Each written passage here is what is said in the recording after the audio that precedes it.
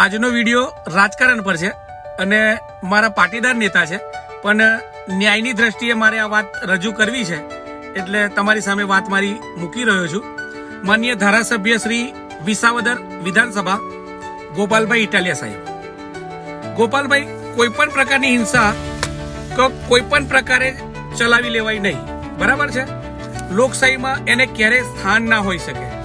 તમારી પર જ્યારે જૂતું ફેંકાયું હતું અથવા તો ફેંક્યું ત્યારે તમે તે વ્યક્તિ માટે લફંગો શબ્દ વાપર્યો. વિડીયો જોઈ લેજો, વાપર્યો જ છે, તમે વાપર્યો છે, વિડીયો જોઈ લેજો.